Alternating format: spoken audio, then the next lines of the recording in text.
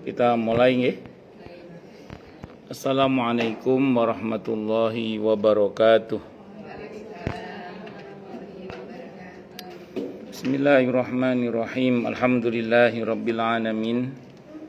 Wa bihi nasta'inu ala umurid dunya waddin. Wassalatu wassalamu ala asyrafil anbiya'i wal mursalin. Sayyidina wa habibina wa syafi'ina wa qurrati a'yunina wa maulana Muhammadin wa ala alihi wa ashabihi wa dhurriyyatihi ajma'in, amma ba'd. Asyhadu an la ilaha illallah wa asyhadu anna Muhammadar Rasulullah wa ufawwidu amri ilallah. Innallaha basirun bil ibad. Hasbiyallahu la ilaha illa huwa alaihi tawakkaltu wa huwa rabbul arsyil azim.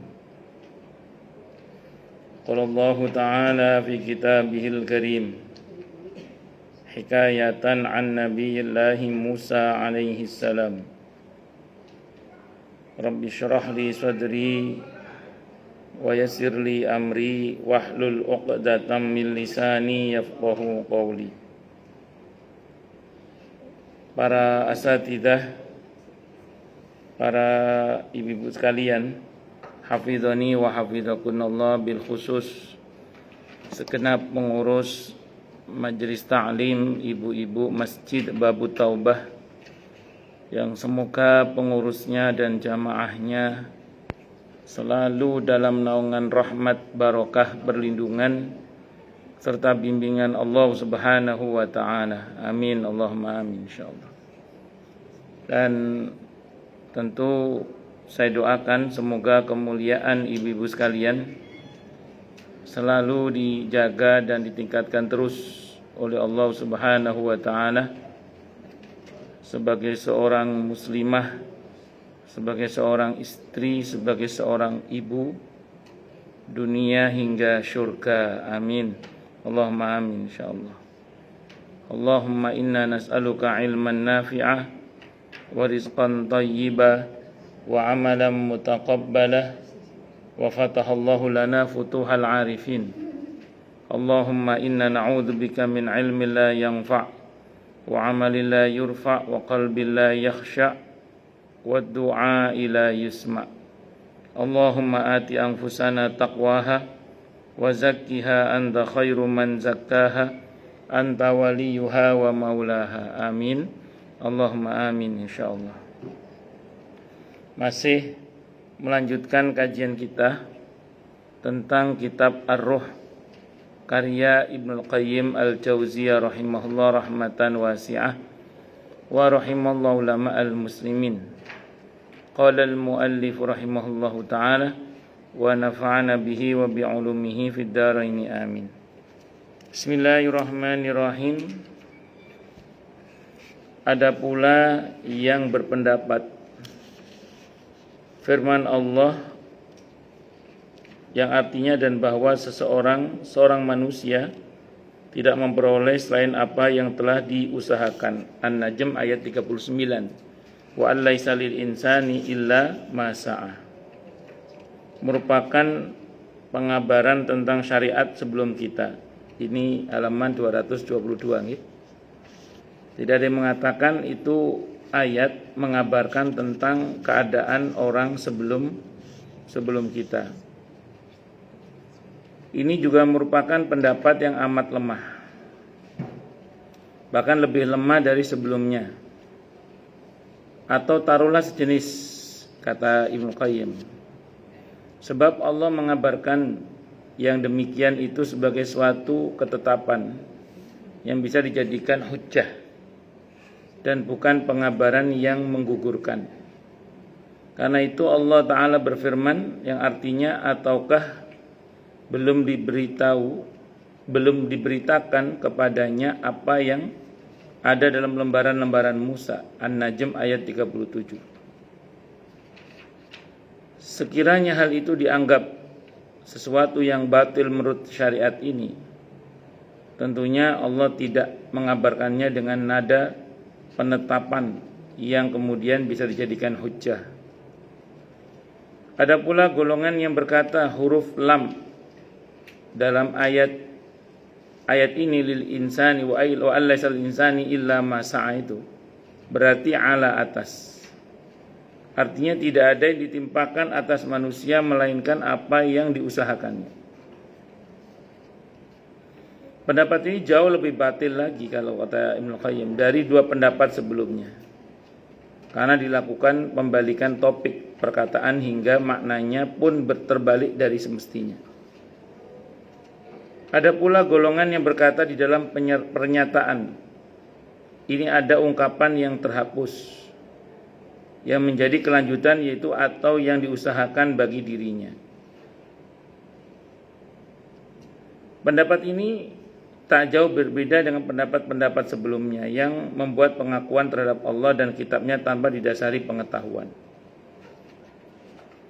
Golongan lain berpendapat bahwa firman Allah Ta'ala yang artinya dan bahwa seorang manusia tidak memperoleh selain apa yang telah diusahakannya dihapus dengan firman Allah yang lain dan orang-orang yang beriman dan anak cucu mereka mengikuti mereka dalam keimanan. Kami hubungkan anak cucu mereka dengan mereka. Ini diatur ayat 21. Walladzina amanu wattaba'athum dzurriyyatuhum bil imani alhaqna hum dan seterusnya itulah.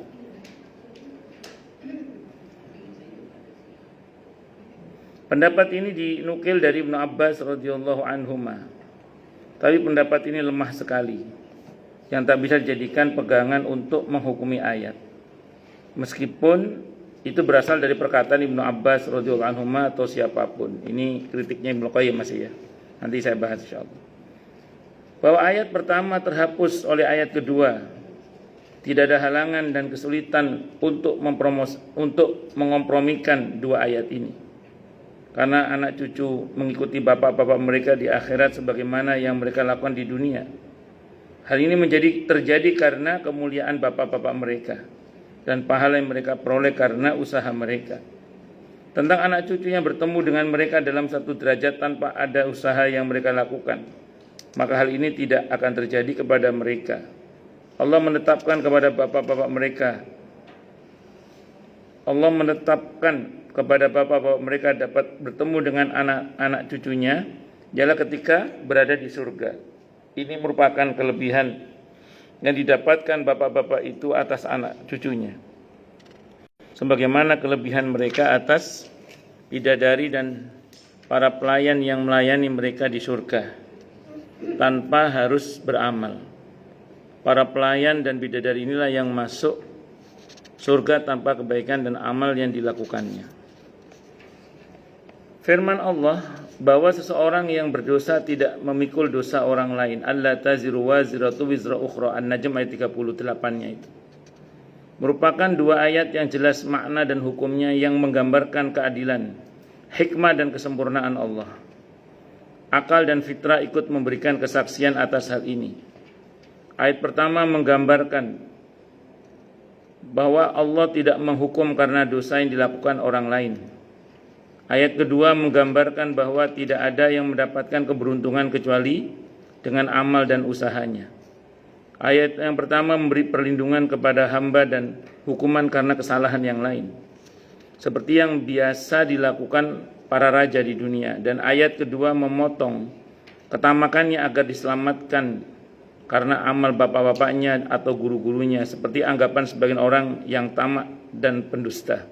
Perhatikan baik-baik dua ayat ini.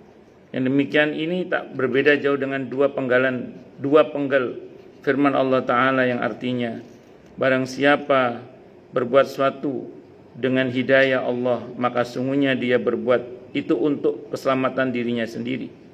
Dan barang siapa yang sesat, maka sungguhnya dia tersesat lagi bagi kerugian dirinya sendiri. Dan seorang yang berdosa tidak dapat memikul dosa orang lain. Dengan penggalan kelanjutan ayat yang artinya dan kami tidak akan mengadab sebelum kami mengutus seorang Rasul. Al-Isra ayat 15. Saya mau terangkan dulu gini. Ini kan ceritanya Ibnu Qayyim lagi monggo mengkritik pendapat-pendapat yang ada.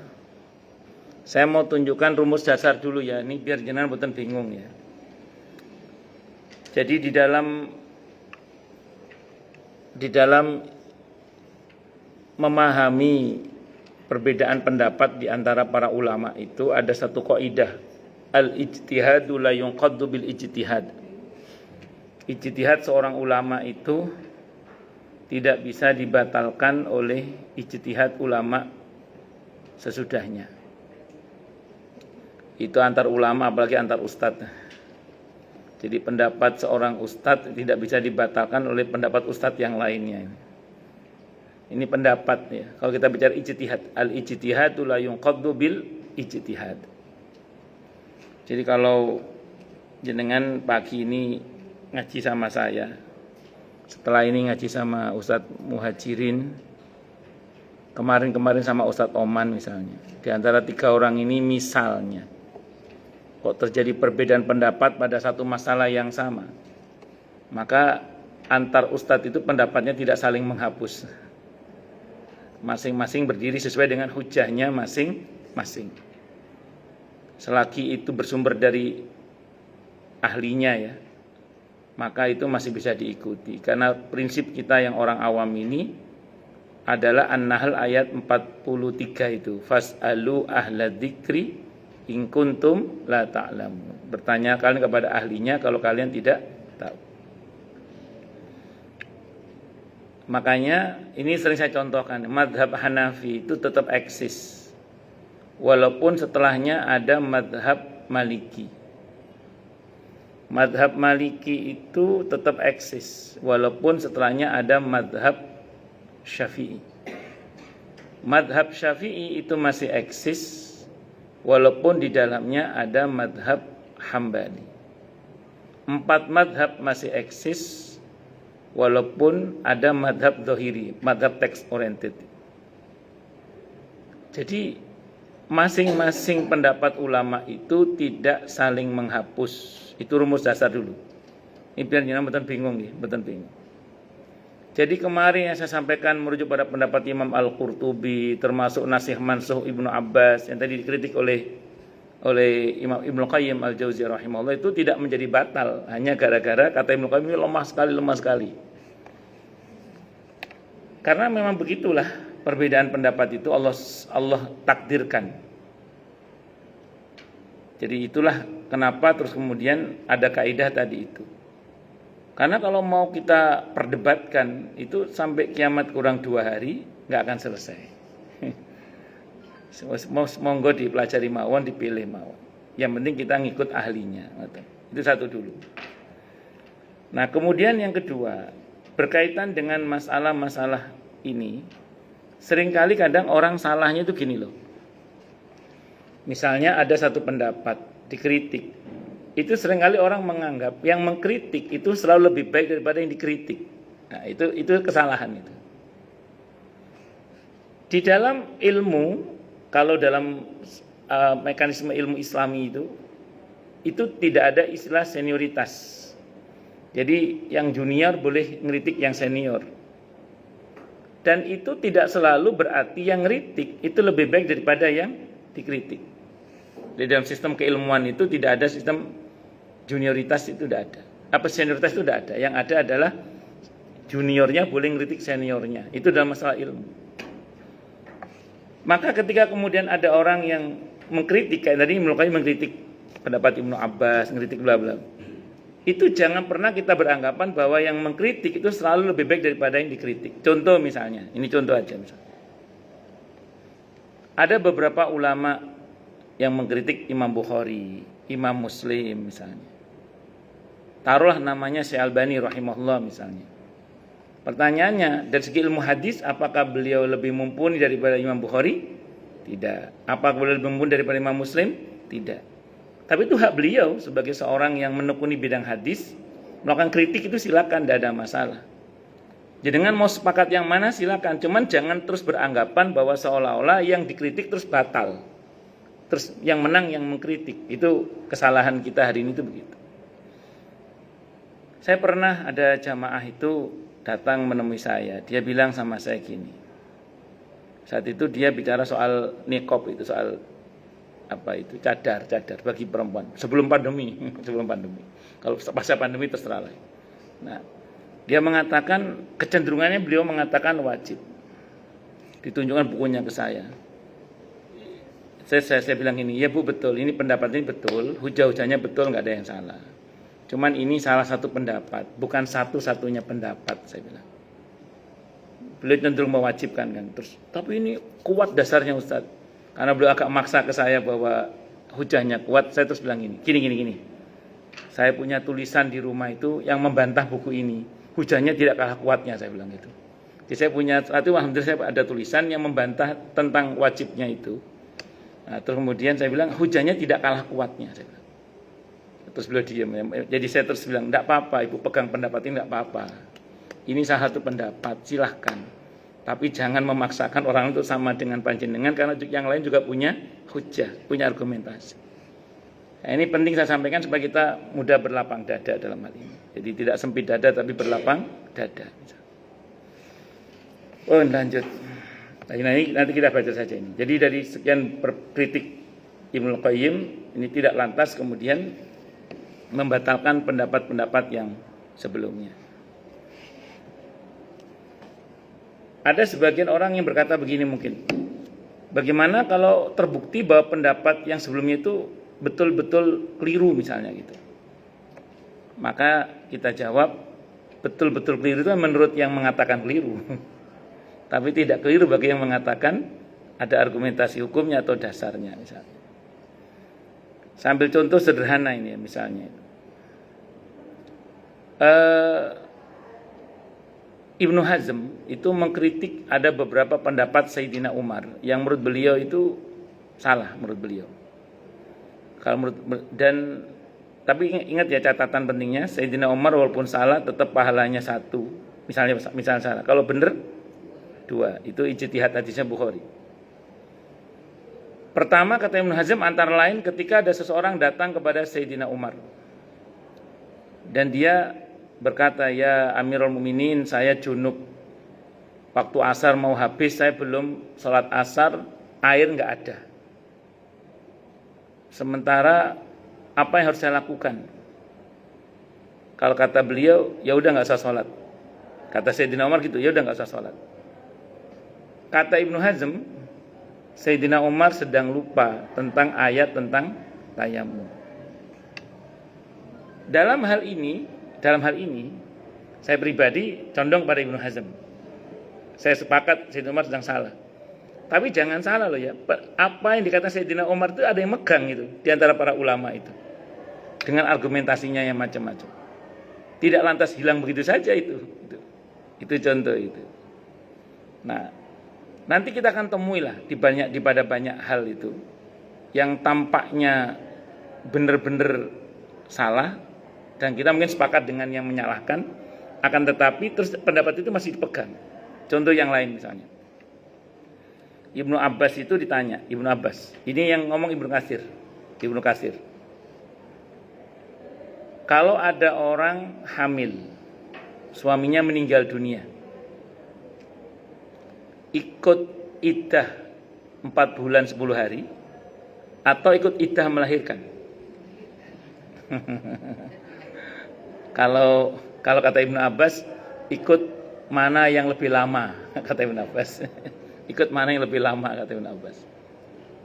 Nah, Ibnu Katsir mengkritik pendapat Ibnu Abbas. Boleh saja saya bilang. Dan saya lebih condong pada Ibnu Katsir dalam hal ini. Tapi pendapat yang dipakai Ibnu Abbas itu masih ada yang megang, jangan salah itu. Ada yang megang itu pendapat itu. Enggak hilang pendapat itu gitu aja. Walaupun saya lebih condong pada Ibnu Katsir dalam masalah ini. Saya bilang kata Ibnu Katsir, ternyata saya mendapati sebuah hadis Bukhari di mana ada seorang sahabiah pas hamil, suaminya meninggal, besoknya melahirkan. Iya, setelah itu langsung dandan yang cuantik, sama kakak laki-lakinya ditegur.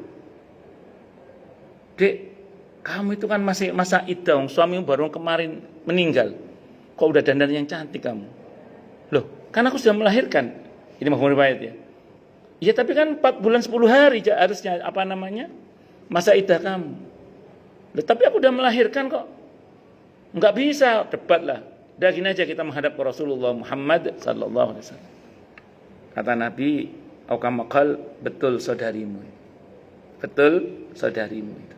Jadi asal sudah melahirkan, walaupun masa iddahnya harusnya 4 bulan 10 hari kalau untuk laki-laki yang wanita tinggal meninggal suaminya, tapi Nabi menetapkan itu berlaku untuk wanita hamil saat melahirkan. Jadi ukurannya melahirkannya. Karena kalau sudah melahirkan berarti iddahnya kan jelas rahimnya jelas-jelas sudah bersih kan. Ya itu seperti itu. Itu contoh saja. Saya dalam hal ini lebih condong Ibnu Katsir. Walaupun pendapat Ibnu Abbas itu nggak hilang. Nanti kalau Anda baca fikih yang kayak pendapat Ibnu Abbas itu tetap ada itu. Bukan tidak ada. Itu seperti itu. Jadi banyaklah hal-hal seperti itu. Makanya saya ulang sekali lagi, tidak lantas kemudian apa yang dikatakan lemah itu terus hilang, itu tidak. Kadang ya lemah menurut siapa, salah menurut siapa, tapi menurut yang lain nanti juga tidak salah. Dan uniknya di fikih itu selalu ulama punya argumentasi. Itu uniknya di fikih itu. Hanya memang pada akhirnya ya kita memilih. Nonton nggih? Oh, lanjut. Makanya kalau orang ngaji fikih itu dadanya mesti selapangan. Nggih, kalau enggak selapangan nanti TBC naudzubillah min dzalik. Harus lebar dadanya kalau ngaji fikih itu. Allahu Akbar. Allah menetapkan untuk musuh-musuhnya 4 macam hukum yang mencerminkan keadilan dan hikmah. Tapi yang pasti gini ya, kita semuanya dalam perjalanan menuju ke akhirat, kalau orang beriman menuju ke akhirat untuk mendapat anugerah dari Allah. Kalau untuk orang-orang yang zalim, orang-orang yang kafir, itu untuk mendapat pengadilan dari Allah. Nah, jadi beda. Kalau orang beriman dengan baik dan benar ya, itu perjalanan ke akhirat dalam rangka untuk menerima anugerah. Wa basyiril ladzina amanu wa amilus solihati anna lahum jannatin tajri min tahtihal anhar. Dan ayat-ayatnya serupa itu. Alla takhafu wa la tahzanu wa abshiru bil jannati allati kuntum tu'adun. Ya ayyatuhan nafsul mutmainnah irji'i ila rabbiki radiyatan mardiyah fadkhuli fi ibadi wadkhuli jannati. Kalau orang beriman dengan baik dan benar, perjalanan menuju ke akhirat untuk menerima anugerah dari Allah. Semoga kita termasuk di dalamnya. Amin. Allahumma amin. Tapi kalau orang-orang kafir, orang-orang zalim, perjalanan menuju ke akhirat untuk menerima pengadilan dari Allah. Na'udzubillahi min syarri dzalik. Semoga untuk kita anugerah Allah tadi. Amin. Allahumma amin. Yang pertama, ini Allah menetapkan untuk musuh-musuhnya 4 macam hukum yang mencerminkan keadilan dan hikmah, yaitu yang pertama hidayah. Hidayah dan iman yang diterima hamba serta amal soleh untuk kepentingan dirinya sendiri dan bukan bagi orang lain. Jadi hidayah dan iman yang diterima hamba serta amal soleh untuk kepentingan dirinya sendiri dan bukan bagi orang lain. Saya agak mudeng ini.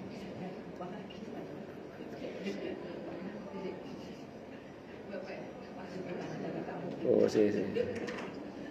bukan Pak Mantep, lakuannya apa Pak Mantep? Hidayah dan iman yang diterima hamba serta amal soleh untuk kepentingan dirinya sendiri dan bukan bagi orang lain. Oh gini.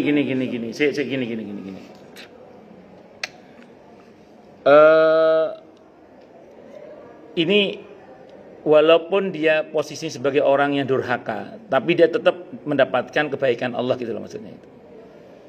Orang kafir sekalipun kalau dia berbuat baik, maka dia akan mendapatkan kebaikan itu. Tetap. Ya, lanjutannya begitu. Hanya di akhirat mereka tidak dapat. Maka pembalasannya semuanya cash di dunia. Kalau sampai ajalnya belum terbalas semua kebaikannya, kalau kata Imam Al-Qurtubi, akan dibayar cash dengan mati yang indah. Itu seperti itu. Mereka juga berhak mendapatkan hidayah, bukan taufik, hidayah. Hidayah dan pengertian bagaimana cara mendapatkan uang, bagaimana cara menjalani hidup, bagaimana, itu hidayah namanya. Kita ini oleh Allah diberi hidayah bertingkat. Mulai dari diajari caranya merangkak, mulai berdiri, jalan tertatih, jalan cepat, lari. Kita diberi hidayah oleh Allah bertingkat, mulai dari makan makanan yang cair, lama-lama makanan halus, lama-lama agak kasar, sekarang makan semuanya, sate, soto, siti dimakan semua. Itu bertingkat. Orang kafir mendapatkan itu, tapi bukan taufik, hidayah iman bukan. Itu. Dan apa yang menjadi keyakinan dia, apa yang jadi iman dia itu akan berdampak kepada dia. Dia meyakini bahwa jamu ini menyehatkan, itu akan, karena itu berdampak di dunia tadi. Semua Allah kasih. Kalau di akhirat untuk orang beriman saja. Orang kafir tidak mendapatkannya. Ada yang mengatakan nanti orang kafir itu balasan di akhirat itu ditampakkan kepada mereka. Mereka suruh ngambil, tapi tidak bisa karena nggak punya kuncinya. Kuncinya apa? Miftahul jannah la ilaha illallah. Maka di antara siksa neraka itu apa? Ditampakkan nikmat surga. Janjane awakmu dikuni ku lho, Cak. Sebenarnya kamu itu di situ aslinya. Cuman kamu tidak ada akses ke sana, nggak punya kuncinya kamu untuk mengambil perbendaharaan surga itu. Nah, kuncinya itu apa? Miftahul jannah la ilaha illallah. Ada yang mengatakan begitu. Allah. Yang kedua, kesesatannya dari hidayah, iman dan amal soleh ini, maka akibatnya akan menimpa diri sendiri, tidak menimpa orang lain. Ya, kalau dia berbuat gak benar, sama, dia akan terdampak pada dirinya. Kalau bahasa sederhananya, فَمَنْ يَعْمَلْ مِثْقَالَ ذَرَّةٍ tadi khair, وَمَنْ يَعْمَلْ مِثْقَالَ ذَرَّةٍ شَرًّا يَرَهُ. Tapi begini ya, ini sedikit saya tambahkan, ini kan pendapat Ibnu Qayyim. Gini, memang betul ya, orang itu tidak akan menanggung keburukan orang lain. Orang tidak akan menanggung dosa orang lain, maksud saya, mohon maaf. Tadi di An-Najm ayat berapa? 38 ya. Alla taziru waziratu wizra ukhra. Tapi kalau dampak keburukan itu bisa ke kanan kiri, depan belakang, atas bawah. Saya ulang ya. Seorang anak itu tidak akan menanggung dosa orang tuanya. Itu jelas sudah itu. Alla taziru waziratu wizra ukhra. Tapi akibat perbuatan dosa orang tua, anak bisa terdampak. Mana dalilnya Ustaz? Al-Anfal ayat 25 itu. Wattaqu fitnatan la tusibanna alladhina zalamu minkum khassah. Takutlah kalian pada bencana yang kalau turun tidak hanya mengenai orang yang zalim saja. Maka dalam satu hadis Nabi mengatakan, kalau kamu melihat ada orang yang melobangi perahu, jangan didiamkan. Yang tenggelam enggak cuma dia, yang lain juga akan ikut tenggelam. Itulah pentingnya kita beramar ma'ruf nahi mungkar. Karena apa? Karena kalau kedzaliman itu mendatangkan bencana, kanan kiri, depan belakang, atas bawah bisa kena semua. Ini saya, untuk yang kedua ini saya kurang setuju. Karena kalau dampak ya, tapi kalau menanggung dosa betul tidak akan menanggung, orang lain tidak akan menanggung dosa orang lain, itu betul. Tapi kalau dampaknya bisa berdampak ke kanan kiri, depan belakang, atas bawah. Saya sering contohkan misalnya, mungkin saya pernah contohkan ini. Saya pernah lihat di sebuah tayangan wawancara itu ada beberapa ibu-ibu baik-baik, bapak-bapak baik-baik, tapi mengidap virus HIV/AIDS.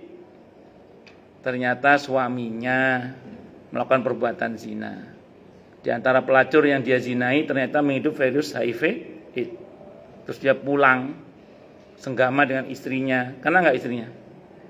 Ternyata hasil kerja bakti malam itu, nggak mesti malam sih, kadang pagi juga, itu misalnya menjadikan sebab jadi anak dengan izin Allah. Kira-kira anaknya kena juga nggak? Iya. Itu namanya apa? Terdampak. Apakah anaknya menanggung dosa suaminya? Bapaknya? Enggak. Apakah istri menanggung dosa suaminya? Tidak. Tapi kena dampaknya ya. Itu. Atau contoh yang paling sederhana misalnya, ada orang buang kasur di kali misalnya gitu. Buang semua sampah di kali. Kita mendiamkan saja. Apa yang kena dampak cuma yang buang itu? Enggak. Yang lain kena. Yang enggak ikut buang ke kali juga kena juga. Iya. Sampai nyangkut di jembatan sampai jembatannya jebol. Ya Allah, ya Allah. Nah, itu apa ini maknanya? Itu tadi, orang memang tidak akan menanggung dosa orang lain, tapi dampak itu tetap kena. Saya yang kedua saya kurang setuju. Yang kedua ini. Yang pertama pun saya juga kurang setuju juga, karena kebaikan itu tetap berdampak juga.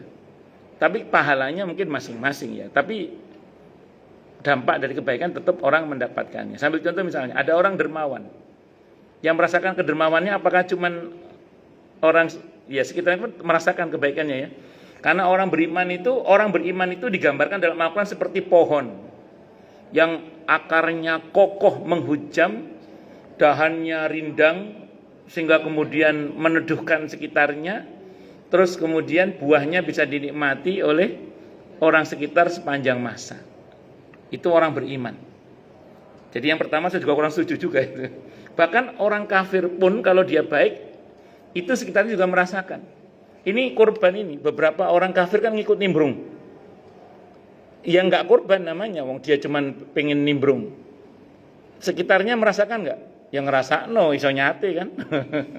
Apalagi dia anggota DPR kadang itu. Beberapa orang dikasih konstituennya dikasih kambing bisa nyate. Artinya kalau kita bicara kebaikan di dunia, terdampaknya itu bisa. Kalau apalagi orang beriman, itu seperti pohon tadi itu. Di surah Al-Fat, kalau tadi di Ibrahim yang saya tahu ya. Kalau di surah Al-Fat itu, di surah Al-Fat ayat 29, iman yang kokoh kan seperti pohon yang menumbuhkan tunas-tunas yang terus berkembang gitu loh, karena akarnya kuat itu. Tapi kalau akarnya keropos, nanti mati tunas-tunasnya, lama-lama ya roboh. Nah, rapuh lah. Maka pohon yang ciri orang yang imannya sehat itu akan tumbuh tunas-tunas baru, yang itu namanya tawadhu, rendah hati, jud, dermawan, murah senyum, apa macam-macam. Nanti bahkan tidak jarang itu tawadhu menghasilkan buah. Terus kemudian keyakinan menimbulkan buah yang menenteramkan bagi sekitarnya. Terus dermawan menimbulkan buah bagi kesejahteraan sekitarnya. Terus begitu. Itu orang beriman. Nah, orang beriman itu idealnya dia bermanfaat untuk dirinya dan orang lain. Kalau tidak bisa bermanfaat bagi orang lain, paling tidak dia tidak meresahkan bagi orang lain. Karena tadi rindangnya itu. Taruhlah dia nggak berbuah gitu ya. Tapi paling dia tidak keberadaannya itu meneduhkan bagi orang lain. Makanya kok kita ini perasaan bagi sekitar kok malah meresahkan. Nah, itu patut kita waspada, jangan-jangan ada masalah pada iman kita. Makanya sering jadi pembahasan akidah akhlak itu karena harusnya orang kalau akidahnya benar, lurus, benar itu membuahkan akhlak yang mulia. Harusnya loh ya. Kok ana wong akidahnya jari lurus tapi kok ngomongnya sengak, nggak ono filtere misalnya, kelakuannya merugikan bagi orang lain. Nah, itu patut kita waspada. Jangan-jangan ada yang salah dari apa yang kita yakini, itu seperti itu. Karena harusnya pokoknya gambaran Al-Quran, iman yang sehat itu seperti pohon, paling enggak meneduhkan. Itu seperti itu. Yang ketiga, seseorang tidak dihukumi berdasarkan kesalahan dan dosa orang lain. Ya betul, memang betul ini. Yang keempat, Allah tidak mengadab seorang kecuali setelah menegakkan hujjah atas dirinya dengan mengutus rasul-rasulnya.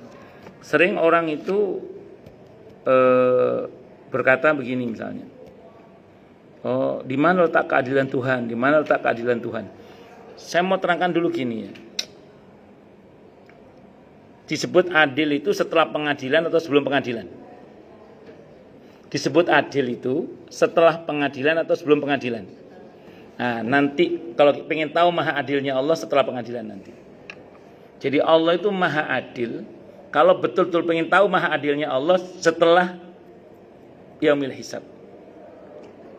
Tapi ingat, para ulama paling takut minta keadilan Allah. Ya Allah, di mana letak keadilanmu? Tunjukkan keadilan. Itu ulama paling takut. Yang sering ulama minta adalah minta kebaikan Allah, minta ihsannya Allah. Itu para ulama. Nggak berani minta keadilan Allah. Kenapa? Karena kalau minta keadilan Allah, takut dia kena sendiri. Iya. Bisa dimengerti ya? Jadi ulama itu paling menghindari mohon keadilan Allah. Yang diminta oleh para ulama adalah maha baiknya Allah, kebaikan Allah, ihsannya Allah, fadl Allah, rahmat Allah, itu yang diminta. Makanya kalau kita dulu pernah ngaji tentang ma'rifatullah, ada nama Allah Al-Adlu, ada nama Allah Al-Muqsitu.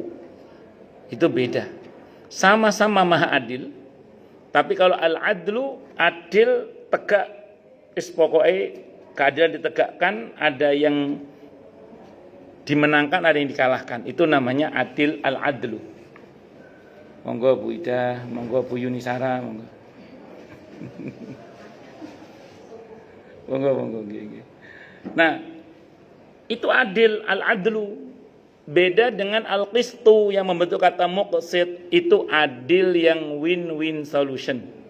Adil yang happy ending. Yang ulama berharap itu dari muqsitnya Allah itu. Kalaupun diblokkan keadilan adalah adil yang win-win solution, adil yang happy ending, adil yang ujungnya semuanya masuk surga. Itu yang diharapkan itu. Makanya tadi ulama itu paling al-muqsitu. Al-muqsitu. Ada al-asmaul husna al-muqsitu. Itu yang diharapkan dari Allah. Maka para ulama itu paling takut mohon maha adilnya Allah. Makanya orang yang teriak, "Di mana keadilanmu ya Allah?" Itu mesti orang enggak tahu ngaji. Atau baru ngaji. Itu seperti itu. Karena orang yang paham betul tentang makna al-adlu itu enggak berani minta maha adilnya Allah. Yang dimohonkan dari Allah adalah maha baiknya Allah, kebaikan Allah, ihsannya Allah.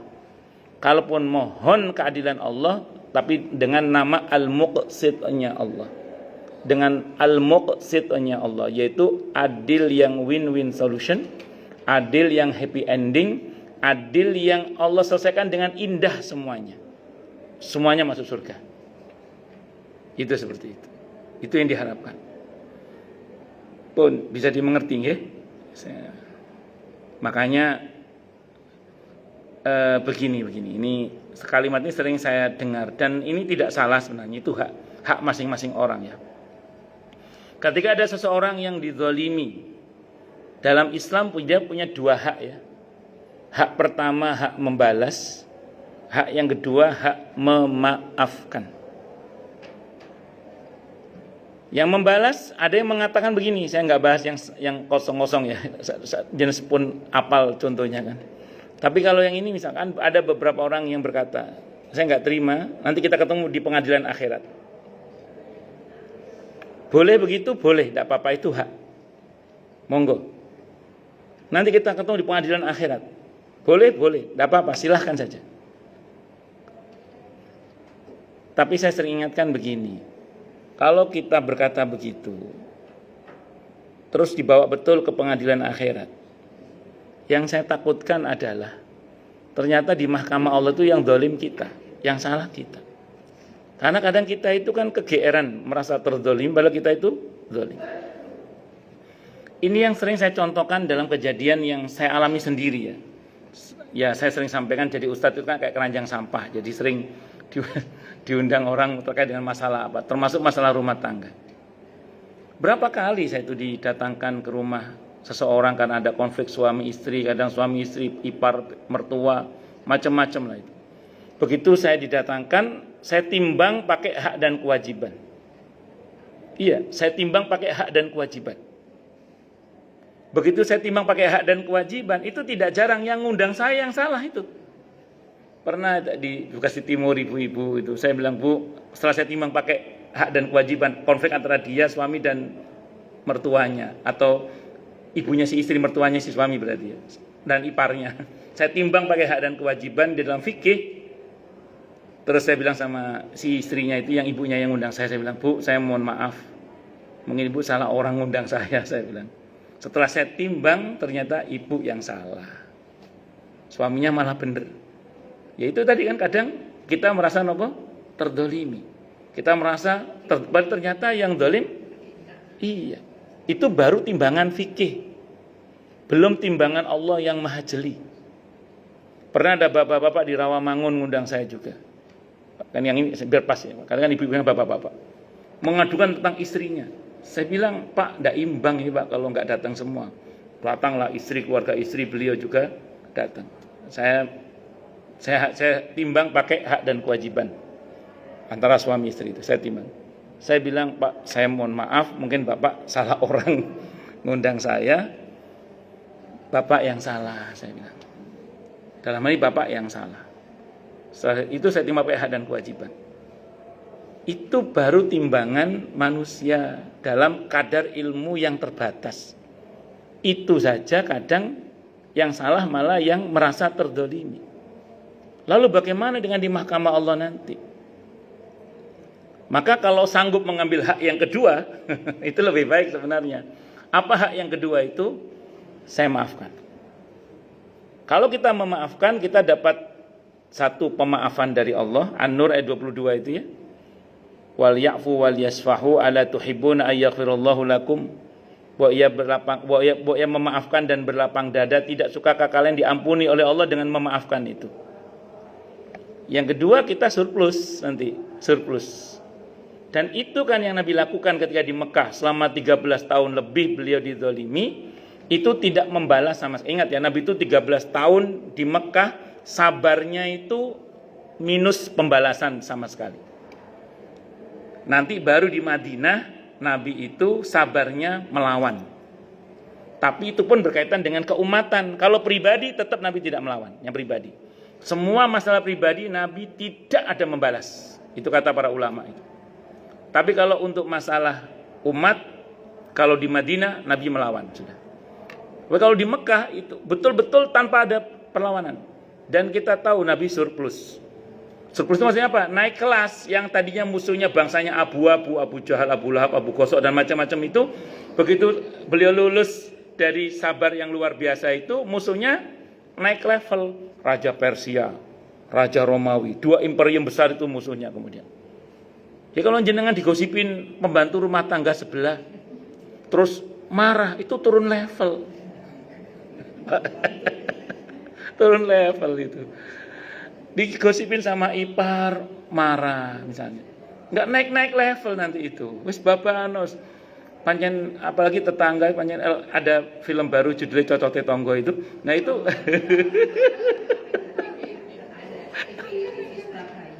Dangge kan. Cocote Tonggo. Itulah dituruti.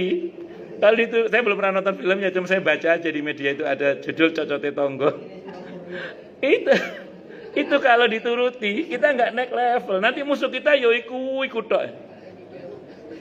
Tapi kalau kita sabar, kita maafkan, dan ini memang enak ngomongnya aja, kadang prakteknya sulit pakai dal. Tapi semoga Allah mudahkan untuk kita. Itu insya Allah nanti kita naik level itu.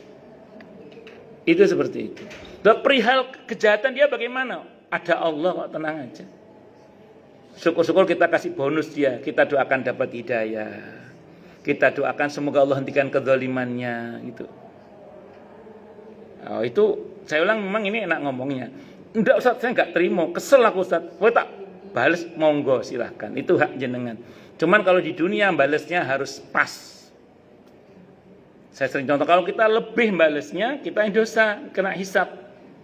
Nah, Nabi mengatakan harus pas. Monyet lu juga monyet, imbang, kosong-kosong.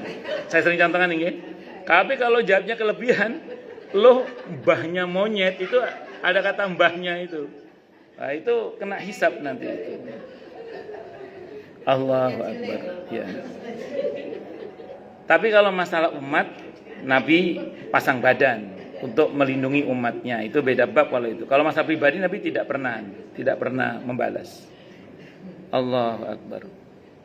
Pun itu masalah pribadi. Kalau masalah umat, masalah agama itu beda bab itu. Kita harus marah kalau itu beda bab nanti. Ada orang menistakan agama, melecehkan Al-Quran, itu kita harus marah. Itu beda karena ini perkara agama, ini perkara umat. Nah, saya masih ingat itu ada seorang ustazah di sebuah media sosial menerangkan tentang masalah hubungan suami istri dirujuk pada penjelasan dalam kitab Tafsir Ibnu Katsir saat itu. Ada orang kiri itu namanya Eko titik-titik, saya nggak sebut namanya itu. Nah itu ngomentari jelek sang ustadzah itu. Wah itu akhirnya digeruduk oleh masanya sang ustadzah, dia minta maaf. Kata si ustadzah itu gini, perihal ini jangan minta maaf sama saya, karena yang saya sampaikan adalah ilmunya para ulama, yang saya sampaikan adalah fikih Islam. Maka dia harus minta maaf kepada seluruh kaum muslimin, bukan kepada saya dan kepada para ulama. Karena yang saya sampaikan, yang dia hina itu ilmunya ulama, kata Sining itu, kata si ustadzah itu. Itu betul itu. Jangan minta maaf sama saya. Ini bukan masalah saya pribadi. Ini yang Anda hina itu ilmunya ulama. Yang Anda hina itu syariat Islam. Maka silakan Anda minta maaf kepada kaum muslimin dan kepada seluruh ulama. Allahu Akbar. Itu betul itu kalau gitu. Kalau ada orang melecehkan Al-Quran terus minta maaf, jangan aku juk sepurone. Yang kaum muslimin tobat sama Allah, masuk Islam, tidak perlu ya, kira-kira gitu. Bukan tidak perlu, harus masuk Islam. Kalau dia betul-betul bertobat. Allahu Akbar.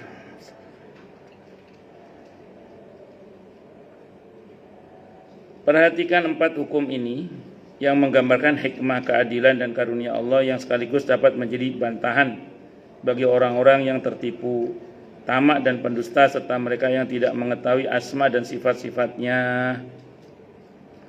Ada pula golongan yang berpendapat bahwa yang dimaksudkan manusia di sini ialah orang yang hidup dan tidak termasuk orang yang sudah meninggal. Tapi ini juga termasuk pendapat yang rusak. Semua pendapat yang salah dan rusak ini menunjukkan ketidaktahuan tentang lafaz yang bersifat umum, hingga berdampak kepada ketidakakuratan pemahaman lafaz sebagaimana mestinya.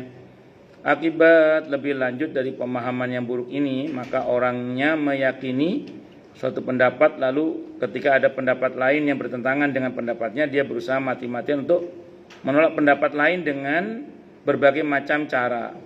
Apapun dalil yang bertentangan dengan pendapat yang diyakininya itu dianggap tidak ada artinya. Padahal dalil yang benar tidak akan saling bertentangan dan berbenturan, tapi saling menguatkan. Ini kata Ibnu Qayyim.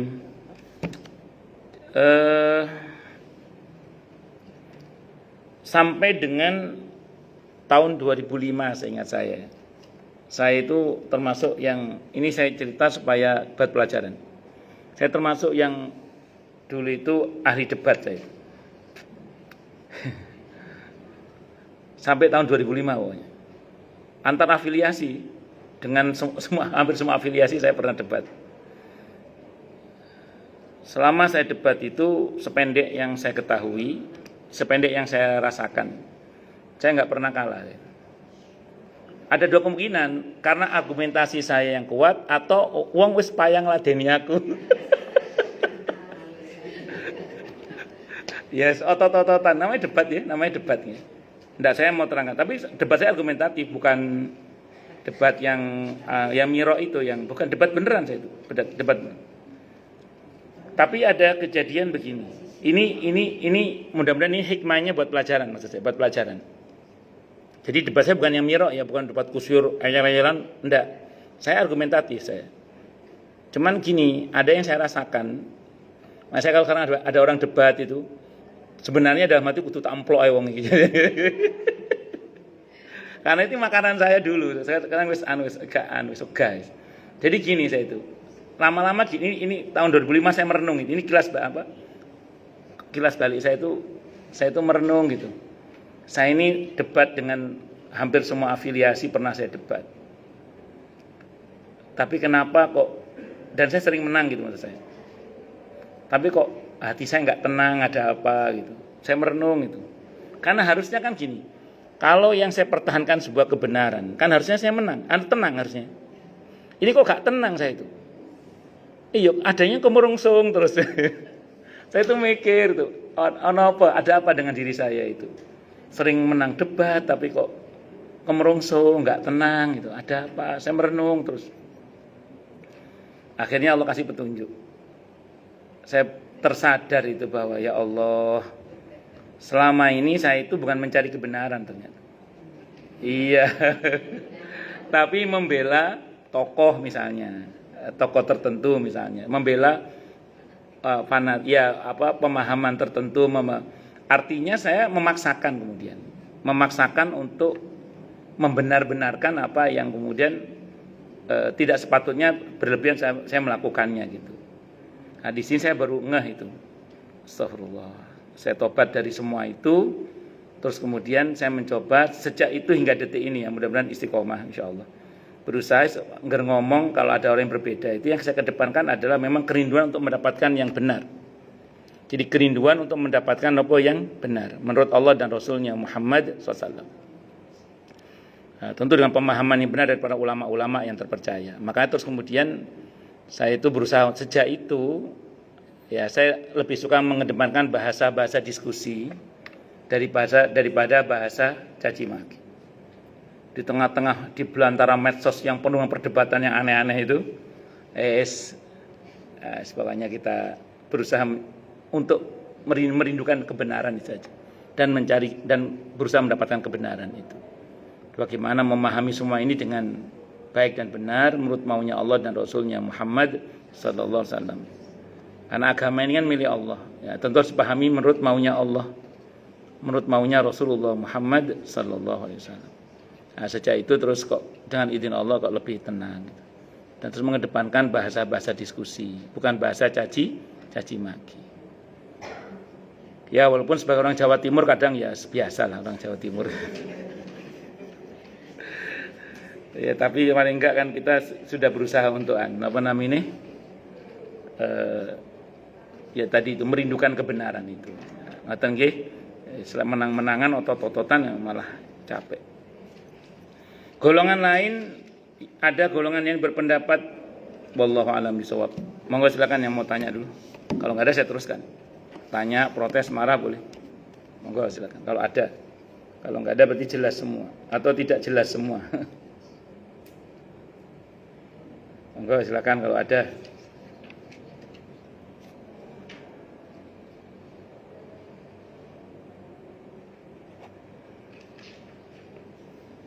Oh, jelas semua?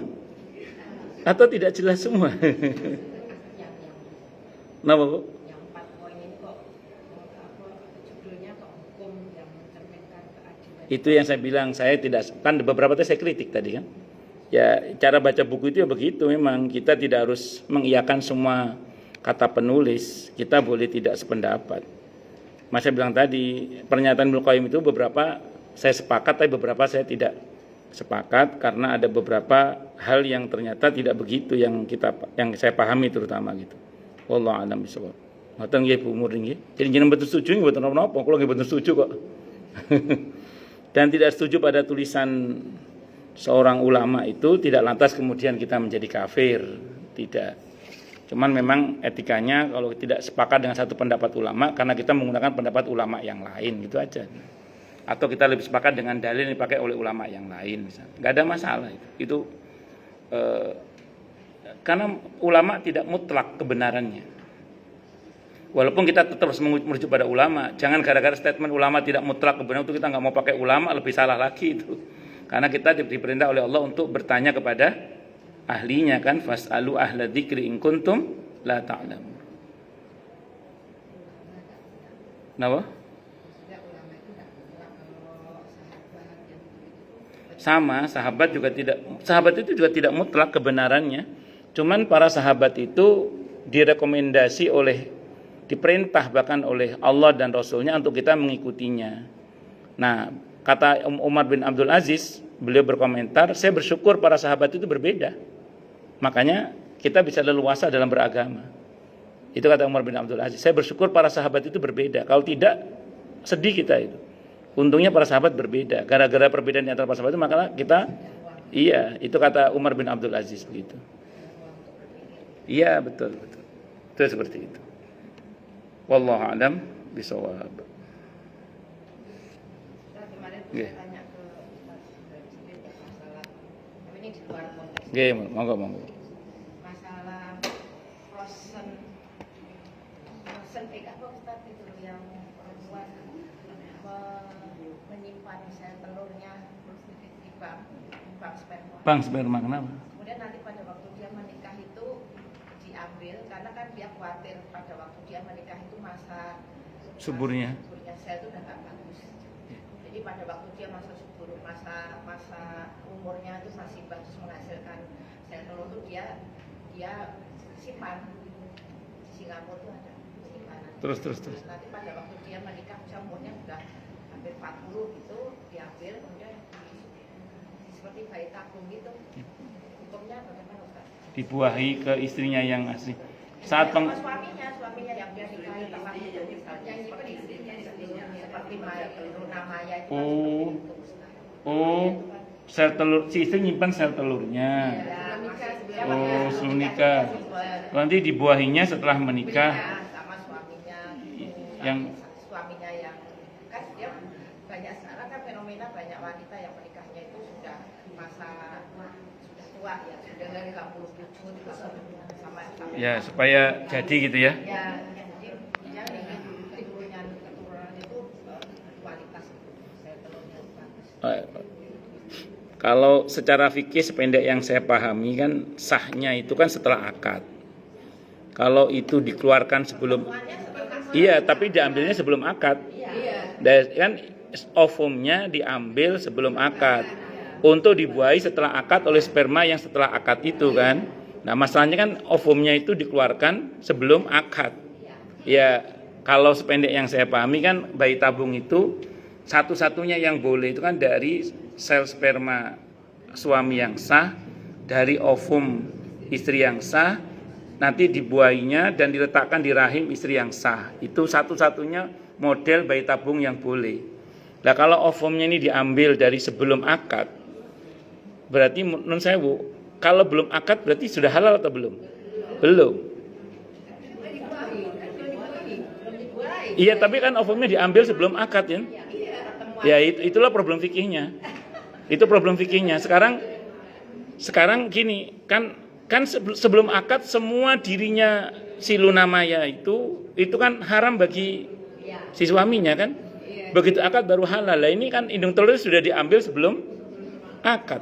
Iya, itu cara fikih itu. Iya. Jadi kan dimasalahkan itu diambil sebelum akad itu. Daya itu yang diambilnya sebelum akad itu loh. Itu problem fikihnya itu. Problem fikihnya itu di situ itu. Ya nanti nanya yang lain siapa tahu ada yang membolehkan.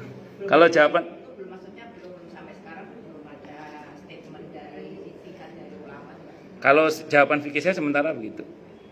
Jadi karena apapun yang sebelum akad itu ya berarti dia masih belum halal.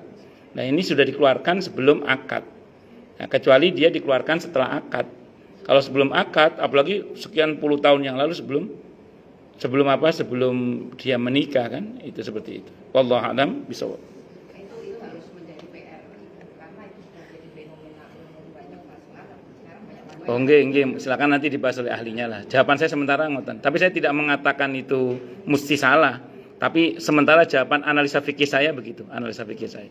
Wallahu a'lam bishawab. Nggih monggo Bu Tuturi. berarti kalau yang sperma yang ditabung ya Ustaz ya. Nggih. Sama.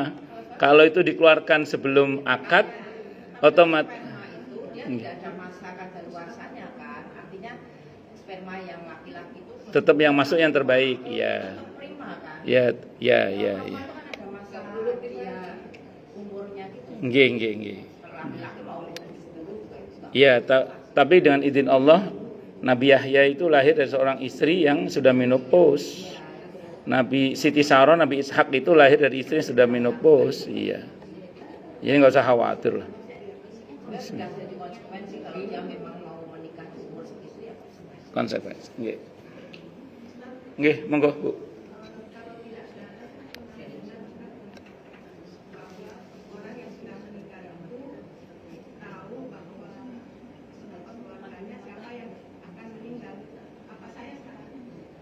Oh. Allah, saya perasaan nggak pernah ngomong gitu ya. Nggak pernah ngomong bahwa orang yang sudah meninggal tahu keluarganya kalau dia akan meninggal itu saya kok belum pernah tahu.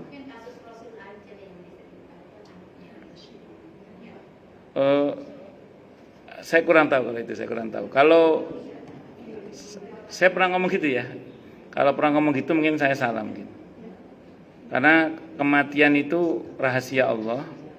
Kecuali memang sudah menjelang matinya, terus itu beda bab nanti. Ya, menjelang meninggalnya.